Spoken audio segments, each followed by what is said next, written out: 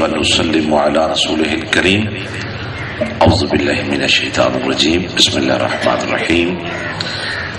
ان الدین عند اللہ الاسلام صدق اللہ مولانا العظیم وصدق رسولہ النبی الکریم الامین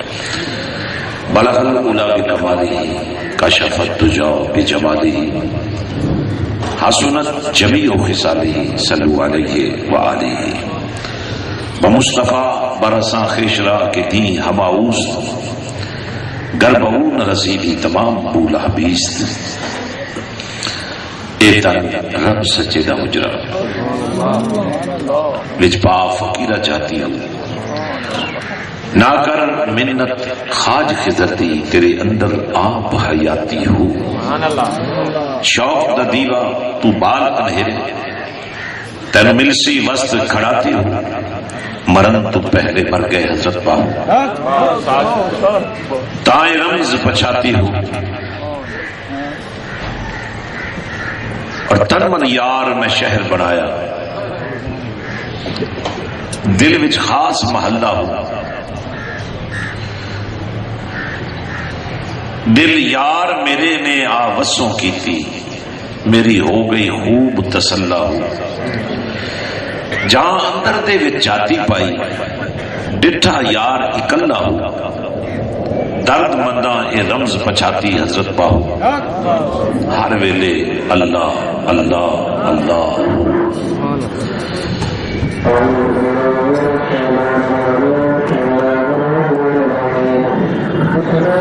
ایسا ماحول بنا دیا گیا ہے جس کا تعلق اسلام سے نہیں ہے تو ہم نے ایسا ماحول بنانا ہے کہ زبان بولے تو اسلام کا حسن ظاہر ہو آنکھ دیکھے تو منظر اسلام نظر آئے دل دھڑکے تو دھڑکنے دل سے بھی اسلام کا سرور ملے تو یہ ایک ماحول ہے ہم نے بنانا ہے اور اس کی بنیاد ہی میں نے یہ قائم کی ہے کوشش کی ہے اور اس بنیاد کو قائم رکھنے میں حضرت سلطان باہو ٹرسٹ تحصیل شورکوٹ کے احباب ہمارے حضرت سلطان باہو ٹرسٹ پنجاب کے سربراہ سید رضا حسین شاہ صاحب گیلانی اور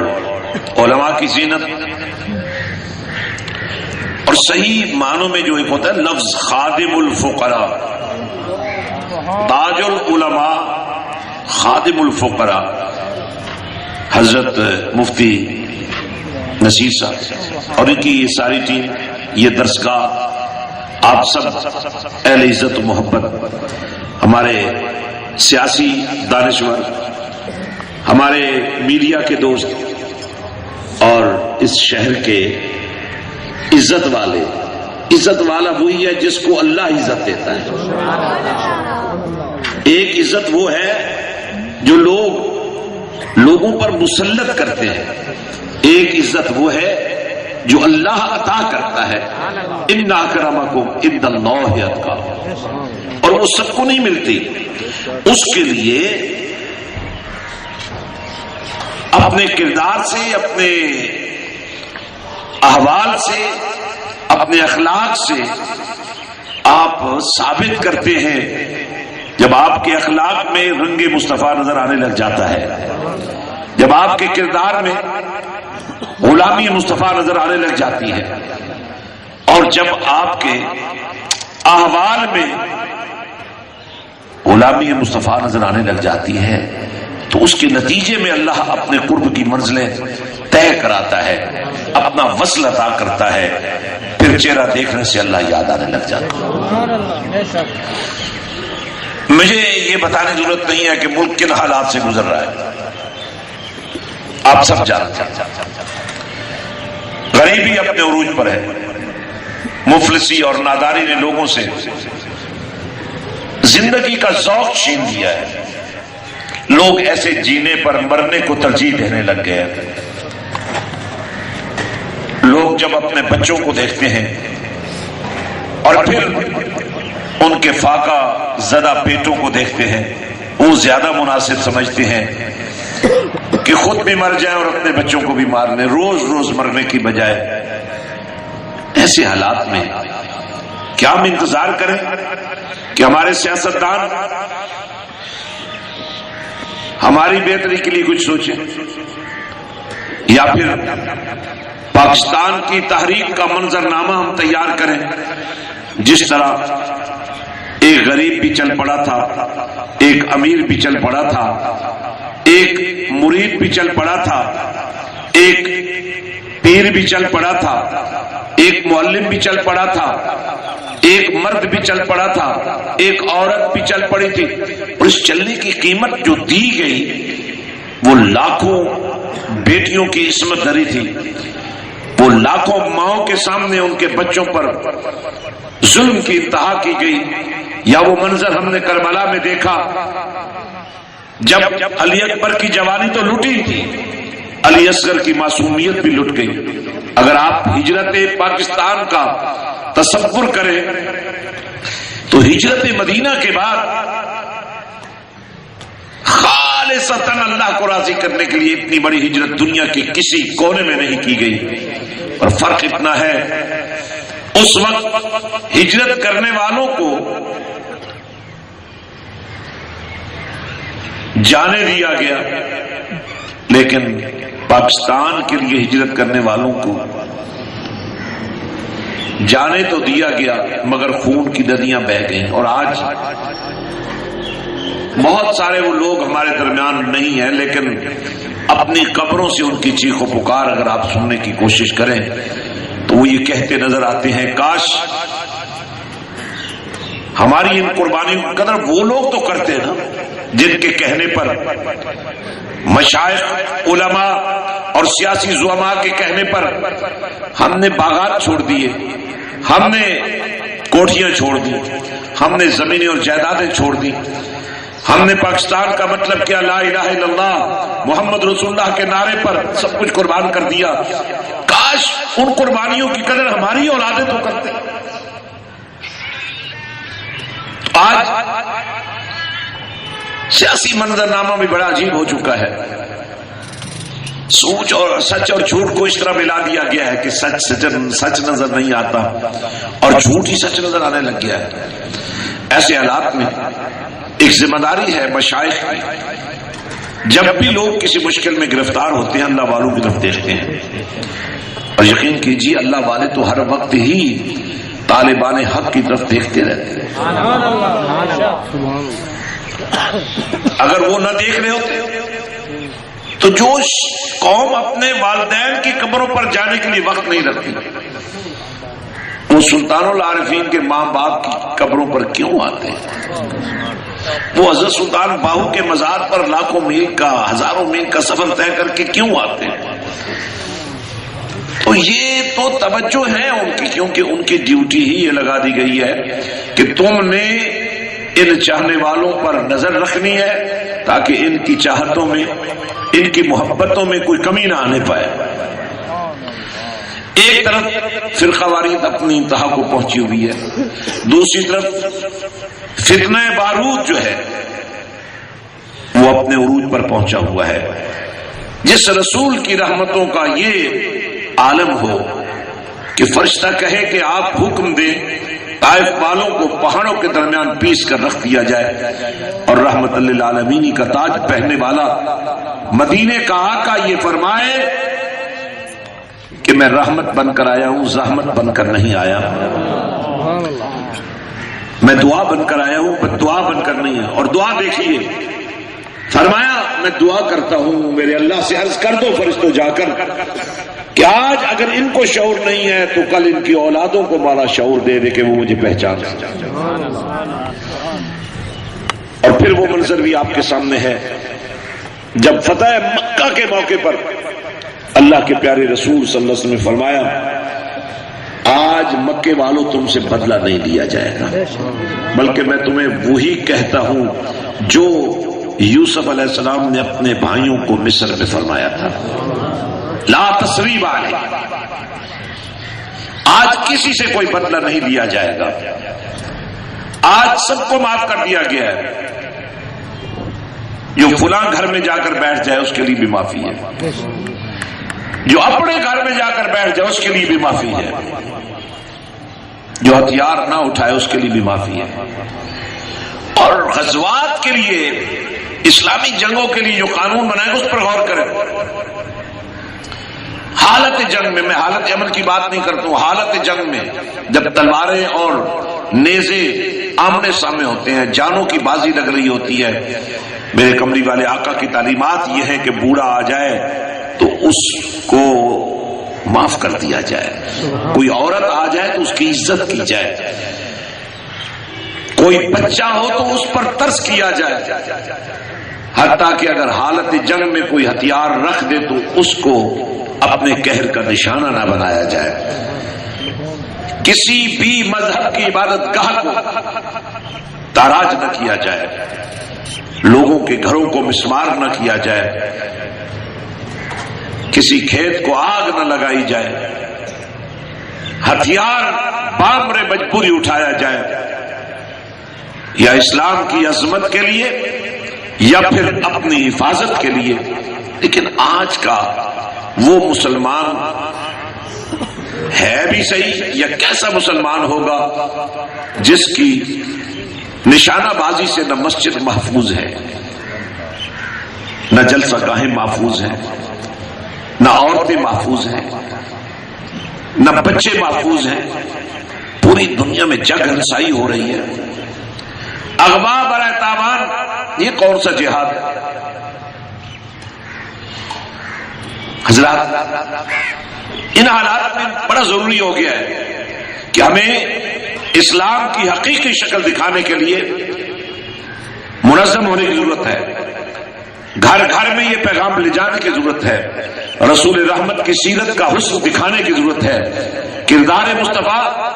اپنانے کی ضرورت ہے، اخلاق مصطفیٰ دکھانے کی ضرورت ہے، شان مصطفیٰ بتانے کی ضرورت ہے، میلاد منانے کی ضرورت ہے، اور میلاد والے کی زندگی کا حسن ظاہر کرنے کی ضرورت ہے، کثرت درود کے ساتھ ساتھ کثرت ذکر الہی کو رائج کرنے کی ضرورت ہے، اس لیے کہ درود بھیجنا اللہ کی سنت ہے تو مولا کا ذکر کرنا مدینے والے کی سنت ہے۔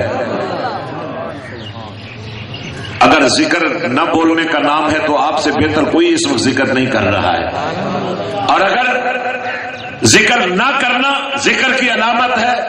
تو آپ بہترین ذاکر ہیں، کھلنے دیجیے ان زبانوں کو، یہی تو ہم چاہتے ہیں نا کہ آپ ہر ایک کے ساتھ بے تکلف ہیں، رب کے ساتھ تکلف کیوں اختیار کرتے ہیں؟ اس کے رسول کے ساتھ کیوں تکلف اختیار کرتے ہیں؟ میرے مدینے کے تاجدار نے فرمایا وہ کیسا امتی ہے جو میرا نام سنے اور میرا نام سن کر مجھ پر درود نہ بھیج سکے۔ آپ کہہ سکتے ہیں جی میں تو احساس سے بھیجتا ہوں، میں تو دل میں بھیجتا ہوں، ارے اسلام دل میں رکھنے کا نام ضرور ہے لیکن زبان پر لانے کا نام بھی ہے، اقرار باللسان وتصدیق بالقلب۔ کسی کو کیا پتا آپ کے دل میں کیا ہے، زبان بولے گی تو پتا چلے گا یہ اللہ والا ہے۔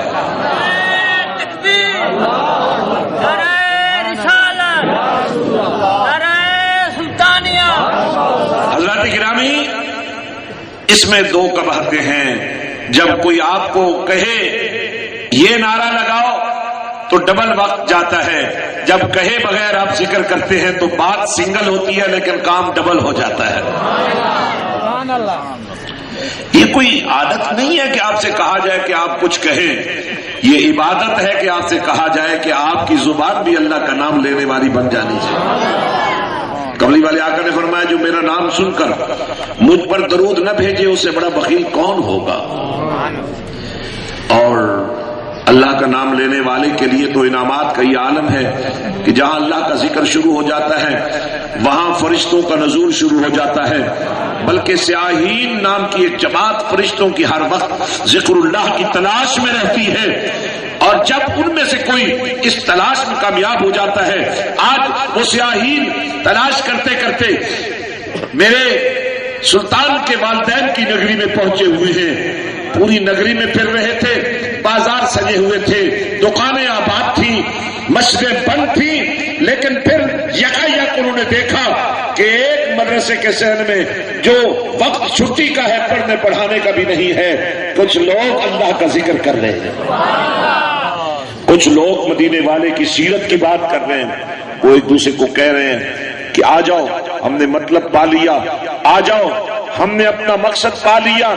اور پھر یہی فرشتے اللہ کے حضور حاضر ہوں گے، مولا تیرے چاہنے والے تیری چاہت میں تیرا نام لے رہے تھے، کیا چاہتے تھے؟ مولا وہ بخشش کے طلبگار تھے. فرمایا فرشتوں گواہ ہو جاؤ میں نے ان سب کو بخش دیا ہے. وہ جنت کے طالب تھے، فرمایا گواہ ہو جاؤ میں ان کو جنت دے رہا ہوں. مولا وہ جہنم سے پناہ مانگتے تھے، فرمایا گواہ ہو جاؤ میں نے ان کو جہنم سے نجات عطا کر دی. تو میں کہنا چاہتا ہوں کہ ہمیں ذکر اللہ کے نور کو لے کر نکلنا ہے اور ذکر مصطفیٰ کے حسن کو لے کر چلنا ہے. گھر گھر جانا ہے، گلی گلی جانا ہے، بازار بازار جانا ہے. اپنوں کے پاس تو ہر کوئی جاتا ہے، بیگانوں کے پاس جانا ہے، ان کو اپنا بنانا ہے. کفر کی زنجیریں ٹوٹ سکتی ہیں، شرک کی گندگی سے لوگ پاک ہو سکتے ہیں. کیا اس سلطان باہو کی نگری میں آپ نہیں بیٹھے جس کا چہرہ دیکھ کر ہندو کلمہ پڑھ لیا؟ اس سے بڑی تربیت کیا ہوگی؟ فرمایا میرے پاس آنے والوں ذرا میرے ماں باپ کی بارگاہ سے ہو کر آؤ تاکہ تمہیں بھی اپنے ماں باپ کی قدر کا اندازہ تو ہو جائے. کتنا بڑا فلسفہ ہے، اتنی چھوٹی سی بات، کتنی بڑی تعلیم ہے. اگر آپ منظم ہو جاتے ہیں، چونکہ چاہے وہ مشائخ میں سے ہیں، چاہے وہ علماء میں سے ہیں، اور چاہے وہ عوام میں سے ہیں، زعماء میں سے ہیں، جو اس قسم کی مجالس میں آتے ہیں ان کا تعلق کوئی دین سے ہوتا ہے تو آتے ہیں. اور یہی وہ تعلق ہے جو اللہ اس امت کے ہر فرد کا اپنے ساتھ دیکھنا چاہتا ہے. اور میری اور آپ کی ذمہ داری ہے جو خواب غفلت میں گرفتار ہیں، ہم ان تک پہنچیں، ان کے دروازوں پر دستک دیں. میں بہت مشکور ہوں آپ سب کا کہ آپ تشریف لائے، لیکن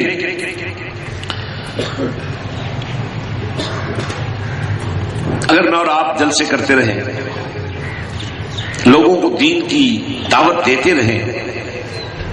ثواب کے ڈھیر تو لگتے رہیں گے، عبادت کا رنگ تو بدلتا رہے گا،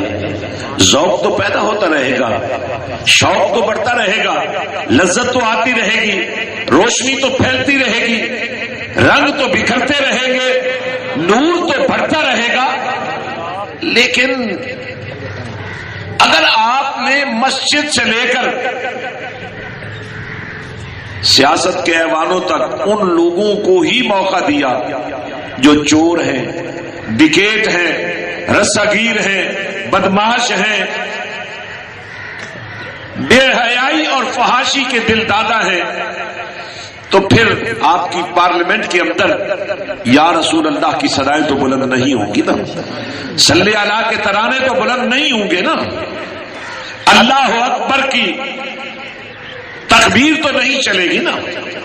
یہی ہم چاہتے ہیں. میں ان سیاستدانوں میں نہیں ہوں جو یہ کہیں کہ میری سیاست پارلیمنٹ میں پہنچنا ہے، لیکن میں ان دین کے خادموں میں سے ضرور ہوں جو یہ چاہتے ہیں کہ جو بھی پارلیمنٹ میں جائے وفادار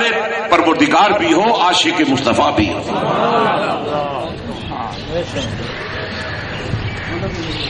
میں ابھی تک کسی بھی حلقے کا کینڈیڈیٹ نہیں ہوں اور ابھی تک ذہن کے کسی گوشے میں ووٹ مانگنے کی ضرورت بھی محسوس نہیں کرتا ہوں. ہاں اگر پاکستان کی سلامتی کا تقاضا ہوا اور قوم کو میری ضرورت ہوئی تو میں ضرور قربانی دوں گا، لیکن اس حلقے سے نہیں. آپ سے میں تعلق کی محبت رکھنا چاہتا ہوں لیکن ووٹ کے بدلے میں نہیں. عشق رسول کے بدلے میں میں آپ کی محبتوں کو محفوظ کرنا چاہتا ہوں، میں اپنی عقیدتوں کو داغدار نہیں ہونے دینا چاہتا۔ فیصلہ آپ کریں گے، اگر مشاورت کر کے کریں گے تو میں اچھی مشاورت دوں گا، نہیں بھی کریں گے تو ناراضگی نہیں ہوگی، کیونکہ میرے اور آپ کے تعلق کی بنیاد سیاست نہیں ہے، عشق رسول ہے۔ نہ میں ایم این اے کا کینڈیڈیٹ ہوں، نہ میں ایم پی اے کا کینڈیڈیٹ ہوں، میں صرف کینڈیڈیٹ ہوں عشق رسول کا، ذکر اللہ کا۔ ہاں اتنا ضرور کہوں گا کہ آپ کو بار بار تکلیف دیتا رہوں، یہاں ہم سیمینارز کریں اور اس شہر کے اور اس حلقے کے وہ تمام لوگ جو اس منشور کو مانتی ہوں جو میں نے عرض کیا ہے، ہم ان کی بھی مدد کریں، ان کو موقع دیں، عوام میں ان کو لائیں، ان کے سر پہ ہاتھ رکھیں اور پھر عوام کو کہیں دیکھو ان میں کون لگتا ہے نبی والا، ان میں کون لگتا ہے اللہ والا۔ یہ تو حق بجانے ہو نا میں کہنے میں، زندگی میں تبدیلی تو لانی چاہیے نا میرے بھائی۔ اور پھر ہمیں ایک نظر موجودہ جو سیاسی جماعتیں ان پر بھی ڈالنی پڑے گی، میں تنقید نہیں کروں گا، لیکن پورا ملک رو رہا ہے، عوام رو رہی ہے، میڈیا رو رہا ہے، موجودہ حکومت کی ناقص کارکردگی دراصل اس پارٹی کی مینٹیلٹی ہے جس کے دامن میں دامن سادات بھی تار تار ہو گیا۔ ملتان سے کاظمی خاندان کی عزت کو جس طرح اس جماعت کے پلیٹ فارم پر ٹھہرنے کی وجہ سے داغ لگا، اور پوری ملت اسلامیہ جس طرح آج درد محسوس کرتی ہے اور اس درد کو سمیٹنے والا کوئی نظر نہیں آتا، کیا اس کے بعد مشائخ میں سے اور علماء میں سے کسی کو یہ زیب دیتا ہے کہ وہ کسی ایسی حکمرانی یا کسی ایسی سیاست میں حصہ دار بنے؟ لیکن میں پھر بھی یہ حق محفوظ رکھتا ہوں کہ اگر کوئی کسی بھی سیاسی جماعت میں ہے اور کسی بھی سیاسی جماعت میں رہتے ہوئے عشق رسول کی بات کرتا ہے اور اپنے اس دائرے سیاست میں رہتے ہوئے ترجیح دیتا ہے ناموس رسالت پر، تو میں ان کی بھی سرپرستی کرنے کے لیے تیار ہوں۔ آپ سن رہے ہیں کہ انقلاب کی بات، جوانیاں انقلاب لائیں گی، میں اس کا قائل ہوں، لیکن جو جوانی ڈھول کی تھاپ پر ناچتی ہو،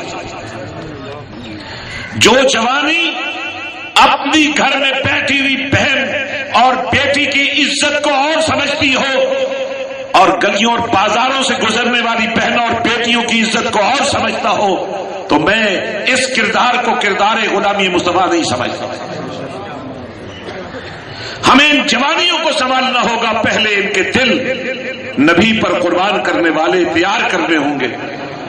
اور یہ دل تیار سیاستدان نہیں کر سکتا، کوئی اللہ والا کر سکتا۔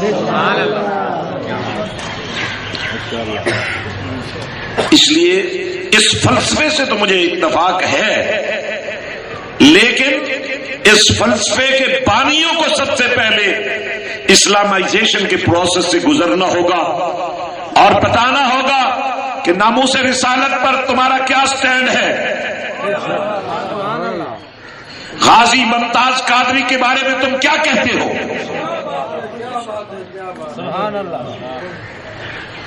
کیا کسی ایسی ماں کو کوئی ایسا بچہ جننے کی ہم گنجائش سمجھتے ہیں جس نے پیدا ہو کر ناموس رسالت کا ڈاکو بننا ہو؟ مجھے کہنے دیجئے، منشا الہی بھی یہی ہے اور طریقہ نبوت بھی یہی ہے، طریقہ رسالت بھی یہی ہے، اور اسلام کی آبرو بھی یہی ہے کہ جناب موسیٰ جیسی شخصیت جب جناب خضر علیہ السلام کے ہاتھوں ایک معصوم بچے کا قتل دیکھتی ہے تو بے قرار ہو جاتی ہے اور پوچھنے پہ مجبور ہو جاتی ہے کہ آخر اس کھیلتے ہوئے بچے کا قصور کیا تھا. لیکن نظر رکھنے والے سیدنا خضر علیہ السلام نے فرمایا میں کیا کروں، منشا الہی یہی ہے. اس کے ماتھے میں جو ارتداد کی آگ جل رہی ہے وہ اس کے والدین کے ایمان کو بھسم کر سکتی ہے، اس لیے اس کا قتل ضروری ہو گیا ہے. اب اس کے بدلے میں پروردگار انہیں وہ بچہ دے گا جو ان کے بھی ایمان کی جلا کا ذریعہ بنے گا.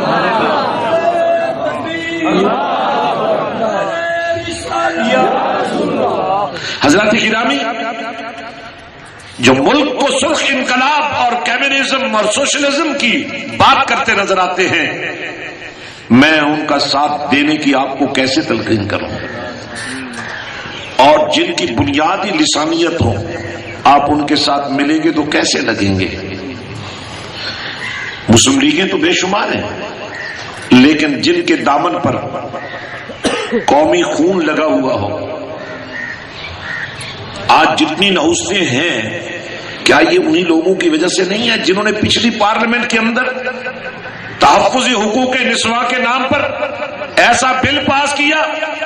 کہ آج اگر آپ بے حیائی کو روکنے کے لیے، فحاشی کو روکنے کے لیے، بدکاری کو روکنے کے لیے اگر کسی بہن بیٹی پر پابندی لگاتے ہیں تو آپ کی عزت کو، آپ کی ناموس کو پاؤں کی ٹھوکر سے پاش کرتے ہوئے کسی بھی من پسند شخص کے ساتھ چلی جائے اور اس کے بدلے میں تمہاری غیرت اگر اس پر ہتھیار اٹھائے تو تمہاری عدالتیں مجبور ہو جائیں کہ تمہاری عزت لٹتی ہے تو لٹتی رہے، لیکن کسی کی بےغیرتی کا پردہ چاک نہیں ہونا چاہیے. اور اس قوم کی بیٹیوں کو وہ ماں بننے کا حق نہیں ملنا چاہیے جن کے وجود سے ایسے بچے پیدا ہوں جن کو مائیں لوریاں بھی سنائیں تو درود و سلام کے پہرے میں سنائیں. اس لیے میں سمجھتا ہوں، میں یہ نہیں کہوں گا کہ آپ کے پاس کیا چوائس ہے، لیکن اتنا میں ضرور کہوں گا، پاکستان مسلم لیگ کے نام سے وہ عنوان جس کی قیادت ایک ایسا شخص کر رہا ہے جس کی ذاتی زندگی میں دین ہے، جس کی ہر سفر کی بنیاد حرمین شریفین ہے، جسے میں نے گنبد خضرا کی ہریالیوں کے سائے میں صلی اللہ کے ترانے پڑھتے دیکھا ہے، جس کے گھر میں دینی ماحول ہے. اس شخص کی سیاست سے آپ اختلاف کر سکتے ہیں، لیکن اگر اس سے بہتر کوئی جماعت نہیں ہے تو پھر بھی میں آپ کو مجبور نہیں کروں گا کہ آپ اس جماعت کے پلیٹ فارم پر آئیں. لیکن اگر کوئی اس پر آنا چاہے تو سلطان فیاض الحسن آپ کو یہ دعوت ضرور دے گا کہ ہم نے اس جماعت میں بھی مجبور ہو کے نہیں رہنا ہے، اس میں بھی ہماری شرط ہے کہ ناموس رسالت پر ہم کوئی سودا بازی نہیں ہونے دیں گے. میں سمجھتا ہوں اس وقت صالح قیادت اگر پاکستان میں موجود ہے تو وہ پاکستان مسلم لیگ کی صورت میں میاں محمد نواز شریف کی صورت میں موجود ہے، لیکن وہ ہمارا پیر خانہ نہیں ہے، ہم ان کے پابند نہیں ہیں. ہم پابند ہیں تو مدینے والے کی ان زلفوں کے جو لہراتی ہیں تو خوشبو پھیل جاتی ہے. ہم پابند ہیں تو اس بات کے کہ اگر ان کی سیاست میں دین کی سربراہی ہوئی تو ہم وہی ماحول پیدا کر دیں گے جو تحریک پاکستان کا ماحول ہے. ہم مشائخ کنونشن کریں گے، ہم علماء کنونشن کریں گے، ہم زعمائے دین کو بلائیں گے، اس قوم کی ایک ایک بیٹی کے لیے ایسی چار دیواری تیار کریں گے جو اسلام کا قلعہ ہوگا. اور جو میرے نبی نے تصور دیا تھا کہ اس قوم کی ماں اگر ایسی بن جائے، ایسا سکول بن جائے جو بچے کے لیے پہلی تربیت گاہ ہو، تو ذرا سوچئے آج کا یہ سکول، آج کا یہ کالج، آج کی یہ یونیورسٹی کیا وہ ماحول دے سکتی ہے؟ نہیں. وہ لباس کہاں ہے، وہ پردہ کہاں ہے؟ وہ غیرت کہاں ہے؟ اس کے لیے ہمیں وہ چار دیواریاں تیار کرنی ہیں جن میں اس قوم کی بیٹیوں کو ماں بننے سے پہلے اس کے رسول کا روپ دے دیا جائے، تاکہ عزت والوں کی عزتوں کو موبائل میسجز کے ذریعے لوٹنے کا موقع نہ ملے۔ جس قوم کی جوانیوں کا یہ حشر ہو کہ ان کی میلی آنکھ ہر پاکیزہ چہرے پر پڑتی ہو۔ ہم کس منہ سے مسلمان کہلاتے ہیں؟ میں بات ختم کر رہا ہوں۔ وہ منظر نامہ پیش کرتے ہوئے جب حاتم طائی کی بیٹی قیدی بن کر مدینے پہنچی، اور اتفاق یہ تھا کہ جب اسے بارگاہ رسالت مآب صلی اللہ علیہ وسلم میں پیش کیا گیا تو سر سے میرے رسول نے اپنی مزمل والی چادر اتاری۔ کاش اس جملے پر آپ بول پڑتے، اللہ کا نام لے۔ بہت بڑی بات کہنے لگا ہوں۔ میں نے عرض کیا ہے نا، سیاست میری مجبوری نہیں ہے۔ پارٹی، کسی پارٹی کی لائن اختیار کرنا میری مجبوری نہیں ہے۔ وہ پارٹی جو میرے رسول کے عشق کی لائن لے گی وہی ہمارا ساتھ ہے، وہی ہماری دوستی ہے، وہی ہمارا یارانہ ہے۔ میں کیا کہہ رہا تھا؟ عیسائی باپ کی بیٹی ہے، سر سے ننگی ہے، میرے رسول کی غیرت نے برداشت نہیں کیا۔ مزمل والی چادر اتاری اور فرمایا اس بیٹی کے سر پہ دے دو۔ کہا کہ یہ تو عیسائی ہے۔ فرمایا نہیں، بیٹی بیٹی ہوتی ہے۔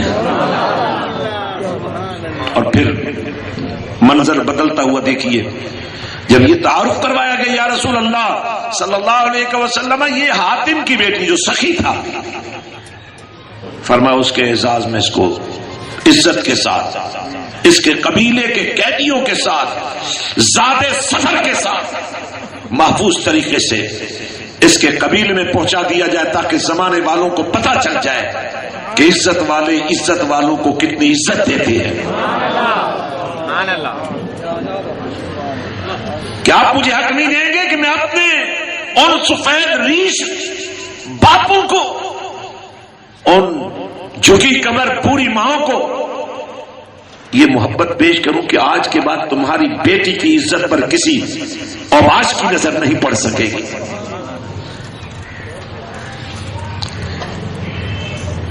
کوئی تمہاری بیٹی کے بطن سے حرام اولاد نہیں پیدا کر سکے گا۔ حضرات، میرے رسول نے بڑی عزت دی، حاتم کی بیٹی کو عزت دی، کائسے اس کے قبیلے میں پہنچایا جائے، عزت کے ساتھ پہنچایا جائے کہ ایک سخی کی بیٹی ہے۔ سخاوت اسلام کا حسن ہے۔ یہ دیواریں جو کھڑی نظر آتی ہیں بھی کسی سخاوت کا نتیجہ ہے۔ ایک جرت اور محنت علامہ نصیر ملت نے کی، لیکن اس میں رنگ بھی تو اسی شہر کے کسی نے، عاشق رسول نے بھر دیا نا۔ یہ اینٹ اینٹ بتا رہی ہے کس اینٹ نے کس کو اللہ کے دربار میں معزز کر دیا ہے۔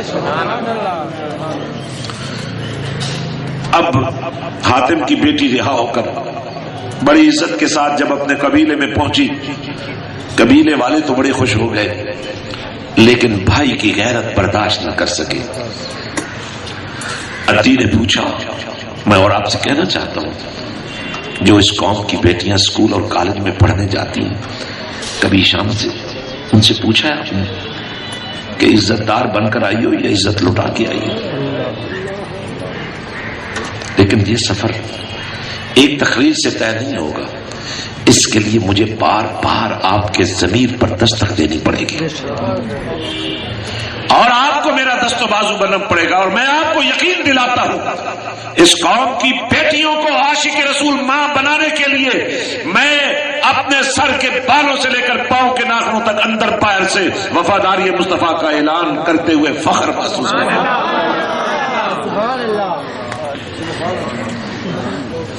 جہاں تم چاہو زمینیں لاتے جاؤ، جہاں تم چاہو اداروں کی بات کرو، میں عمارتیں کھڑی کرتا جاؤں گا، استاد تم بن جاؤ، طالب علم میں تمہیں اکٹھے کر دوں گا، پر جن کے پاس زمینیں ہیں زمینیں تو انہوں نہیں دینی۔ بے شک حضرات، حاتم کی بیٹی باوقار طریقے سے جب قبیلے میں پہنچی، پورے قبیلے میں بڑی محبت کا سما بن گیا، لیکن غیرت مند بھائی نے بہن سے سوال کیا، مجھے بھی بڑی خوشی ہے کہ تم واپس آ گئی ہو، لیکن تم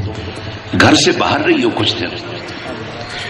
اور مسلمانوں کے بارے میں جو تصور اس وقت پھیلایا گیا تھا وہ یہی تھا جو آج مسجدوں کو بارودوں سے اڑانے والوں کا حال ہے، یہ وہ تصور تھا مسلمانوں کے بارے میں۔ کہنے لگا، جگر پر ہاتھ رکھ کر میری بات کو آپ نے سننا ہے، اور اس کے بعد اگر آپ کی آواز نہیں آئے گی تو میں سمجھوں گا یہ چند منٹ جو میں نے آپ سے لیے میرے ضائع ہو گئے۔ غیرت مند بھائی نے پوچھا، اور آپ بھی ضرور خیال رکھیے گا ان باتوں کا، بہن مجھے تمہارے آنے کی بڑی خوشی ہے، لیکن کیا تم مجھے بتاؤ گے؟ اپنی خوشی کا اظہار کرنے سے پہلے میں اپنی غیرت کو مطمئن کرنا چاہتا ہوں، کیا ویسی آئی ہو جیسی گھر سے عزت والی بن کر نکلی؟ اب اس بچی کا جواب سنیے جو اندر سے ایمان قبول کر چکی، رسول کا اخلاق دیکھ کر، مسلمانوں کے کردار دیکھ کر، جو اندر سے مسلمان ہو چکی تھی، اور اب چاہتی تھی ایک تازیانہ بھائی کے دل پہ بھی لگے، اور وہ بھی اپنے باپ کی سخاوتوں کے حسن کے بدلے میں محمد عربی کا غلام بن جائے۔ کہنے لگی، بھائی جان، بہنوں کی عزت کے محافظ تو بھائی ہی ہوتے ہیں نا،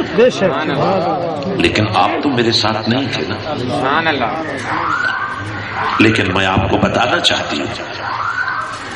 اگر آپ میرے ساتھ بھی ہوتے نا تو شاید وہ حق آپ بھی ادا نہ کر سکتے، اور جتنا اعتماد آج مجھے بھائی ہونے کی وجہ سے آپ پر ہونا چاہیے تھا، شاید میں اتنا اعتماد آپ پر نہ کر سکتی جتنا اعتماد آج مجھے محمد کا کلمہ پڑھنے والوں پر۔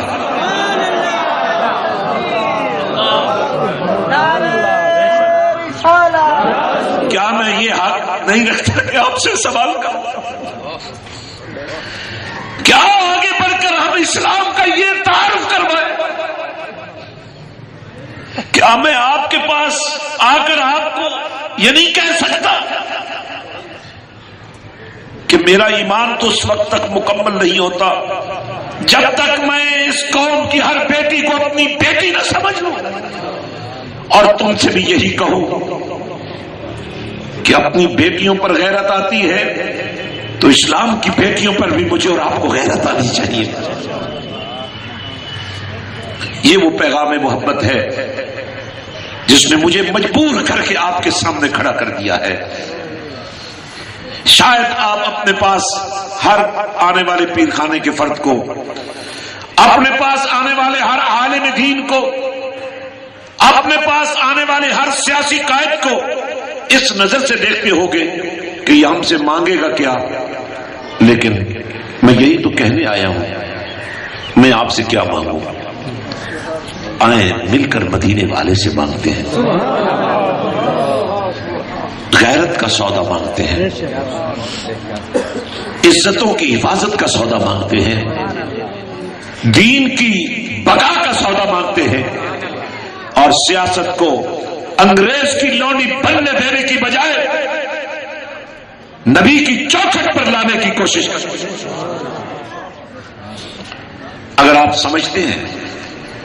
کہ میرا یہ پیغام آپ کی دل کی آواز ہے تو پھر آئیے ہم آگے بڑھتے ہیں، مشائخ کی طاقت کو اکٹھا کرتے ہیں، علماء کی طاقت کو اکٹھا کرتے ہیں، اور اس ملک کے اندر رہنے والے دینی زعماء کی محبتوں کو اکٹھا کرتے ہیں، میلاد والوں کی محبتوں کو اکٹھا کرتے ہیں، سیرت و سنت مصطفیٰ بیان کرنے والوں کی غیرت کو اکٹھا کرتے ہیں، عظمت صحابہ کا جھنڈا لہرانے والوں کی محبت کو اکٹھا کرتے ہیں اور اہل بیت کی طہارت پر تن من دھن کی بازی لگانے والوں کو اکٹھا کرتے ہیں، لیکن پہرا لگے گا تو شہادت حسین کا لگے گا، پہرا لگے گا تو صدیق اکبر کا پہرا لگے گا۔ اور حضرت سلطان باہو کے بقول کہ اے تن میرا چشمہ ہوئے میں مرشد ویس نہ چاہوں، صدیق تیرے مقدر پہ قربان جاؤں، نبی نے تیری گود میں سر رکھ دیا تاکہ آج تو اتنا دیدار کرے کہ جشن کا سما بن جائے۔ یہی وجہ ہے، عقل تو کہتی ہوگی، لوگ بھی اگر ہوتے تو کہتے پاؤں ہٹا لو، سانپ ڈس رہا ہے، زہر جسم میں بڑھ گیا تو مرنے کا خطرہ ہے، لیکن عشق صدیق اکبر تو سلطان کی زبان میں بول رہا تھا، اے تن میرا چشمہ ہوئے میں مدنی ویکھ نہ جاؤں۔ اور وہ بھی سما دیکھنے والا ہے، جب جھولی بدل گئی چہرہ وہی ہے، آج سجا ہے علی کا گلشن، میرے نبی نے علی کی جھولی میں سر رکھ دیا، اور پھر علی ایسا دیکھنے میں مست ہوا کہ نماز تک قضا ہو گئی۔ ہم تو قضا پر آنسو نہیں بہاتے، لیکن علی آنسو بہاتا ہے۔ نبی فرماتے ہیں ما یبکی کا یا علی، کیا بات رلا رہی ہے؟ عرض کی آقا نماز قضا ہو گئی تو ادا کیوں نہیں کی؟ میں تو آپ کو دیکھ رہا تھا، قضا نہیں پڑھوں گا کہ غفلت میں قضا نہیں ہوئی، آپ کی محبت میں قضا ہوئی ہے، رو اس لیے رہا ہوں۔ کوئی اس کو بنیاد نہ بنا لے کہ اگر علی نبی کو دیکھنے میں مست ہو کر نماز قضا کر سکتا ہے، ہم بھی تو مرشد کو دیکھ رہے ہیں، ہم بھی تو مرشد کے قدموں میں بیٹھے ہیں۔ فرمایا میں وہ مرشد ہوں، علی فرماتے ہیں میں وہ مرشد ہوں جو قضا کو ادا بنوانے کا حق نبی سے لے سکتا ہوں۔ اور آج میں دیکھتا ہوں وہ منظر میری نگاہوں کے سامنے ہے، جب سورج پلٹ رہا تھا، مجبور ہو کر نہیں، خوشی سے پلٹ رہا تھا کہ آج سورج کے آقا نے سورج سے تقاضا کیا ہے کہ علی کی آنکھوں سے آنسو پوچھنے کے لیے تم واپس پلٹ۔ حضرات، میں بڑی امیدوں کے ساتھ آپ کے ساتھ آیا ہوں، مجھے آپ کا وقت چاہیے، مجھے آپ کی صلاحیتیں چاہیے، مجھے آپ کی محبتیں چاہیے۔ انشاءاللہ مارچ کے کسی دن کو بنیاد بنائیں گے، کراچی سے لے کر اسلام آباد تک، غیر سیاسی بنیادوں پر۔ سیاست اپنی جگہ، ناموس رسالت کے جھنڈے لے کر نکلیں گے، ایک ایک در پر جائیں گے، ایک ایک گھر میں جائیں گے، اور یہ قافلہ جب اسلام آباد پہنچے گا تو یہ ایک سمندر ہوگا جو فیصلہ کرے گا کہ ناموس رسالت کے کسی سپاہی کو جیل میں رہنا چاہیے یا نبی کی عزت کے ڈاکوؤں کو کیفر کردار تک پہنچنا چاہیے۔ میں نے باضابطہ سلطانی یوتھ قائم کر دیے جو ایک ہی وقت میں شرافت کا پہرا بھی ہے، جو ایک ہی وقت میں ناموس رسالت کا علم بھی ہے، جو ایک ہی وقت میں دشمنان اسلام کے لیے قہر خداوندی بھی ہے، اور جو ایک ہی وقت میں رسول اللہ کی وفاداریوں کا حسن بھی ہے۔ باہو کی جو کملی والے سے رازداریاں ہیں ان کا ایک حسن بھی ہے، اور اس ملت کے تمام ڈاکوؤں کے لیے جو ناموس رسالت کو اور ختم نبوت کو چیلنج کرتے ہیں ان کے لیے ایک بہت بڑا تمانچہ بھی ہوگا۔ میں بہت مشکور ہوں آپ سب کا، اپنے وقت نکالا۔ کیا میں آپ سے پوچھ سکتا ہوں، آپ اس عظیم سفر میں قدم سے قدم ملا کر، تصور میں مدینے والے کو لا کر، وصل پروردگار کی منزل طے کرنے کے لیے اپنی جوانی اور زندگیوں کا سودا کرنے کے لیے تیار ہے یا نہیں ہے؟ بس میں آپ کا بہت مشکور ہوں، اور میں منتظمین سے عرض کروں گا کہ آپ سب سے کانٹیکٹ لیں بھی صحیح اور آپ کو کانٹیکٹ دے بھی صحیح، بغیر کسی دیر کے، تاکہ آپ اور ہم اور میں شورکوٹ کے لیے پورا حق دینا چاہتا ہوں کہ آپ سیمینارز ڈسکشنز، ڈائلاگز، پیسے، مباحثے، فکر اسلامی کو پروان چڑھانے کے لیے کانفرنسز، اجتماعات، روحانی اجتماعات، تحصیل شورکوٹ اور ضلع جنگ کی ایک ایک بستی میں جانے کے لیے تیار ہوں، ایک ایک گھر تک جانے کے لیے تیار ہوں، تاکہ میرے باہو کی نگری میں کوئی گندا انڈا باقی نہ رہے، ہر گھر پاک ہو جائے، ہر گھر میں ناموس رسالت کا جھنڈا لہرا جائے۔ آپ پوری قوت سے تیار ہیں انشاءاللہ؟ کہہ رہے محبت سے، اور محبت سے کہہ دیں، اور محبت سے کہہ دیں، فرشتے گواہ بن جائیں انشاءاللہ۔ اور لوگ بیعت کرتے ہیں طریقت کے لیے، لوگ بیعت کرتے ہیں طلب فیض کے لیے، لیکن آج ہم اپنے سیدھے ہاتھ کو دل پر رکھ کر یہ عہد کریں گے کہ ہماری زندگی ناموس رسالت کے لیے، رکھ لیں ہاتھ دل پہ، رکھ لیں، رکھ لیں ہاتھ، رکھ لیں، ہٹائیں نہیں، رکھ لیں۔ اللہ گواہ ہو جا تیری توحید کا پرچم بلند کرنے کے لیے اور تیرے نبی کی عزت و ناموس کو پوری دنیا تک پہنچانے کے لیے ہم تمام غلامان مصطفیٰ پوری قوت سے کام کرنے کے لیے تیار ہیں انشاءاللہ۔ بڑی محبت ہے، بڑی مہربانی، جزاک اللہ خیر، والسلام علیکم ورحمۃ اللہ وبرکاتہ۔ انشاءاللہ نماز کا وقت ہے کہ کم از کم اگلا 1 سال آپ میرے ساتھ لگائیں، اللہ آپ کو توفیق دے، ہم اس علاقے کی ایک ایک بستی کو عشق رسول کا پیغام دیں۔ پروردگار میرے تمام حاضرین پر اپنی رحمتوں کا نزول فرما، اور اے پروردگار ہمارے من کو اجلا فرما دے، ہمارے تن کی گندگی دور فرما دے، ہمیں غیرتوں کا ہم سفر بنا دے، ہمیں حیا کا نور دے دے، پروردگار ہمیں ایمان کا رنگ دے دے، ہمیں کردار مصطفیٰ کا سنگ دے دے۔ اور ربنا تقبل منا انك انت السميع العليم وتب علينا انك انت التواب الرحيم، وصلى الله تعالى على رسول خير خلق سيدنا محمد وعلى اله وصحبه اجمعين، آمين برحمتك۔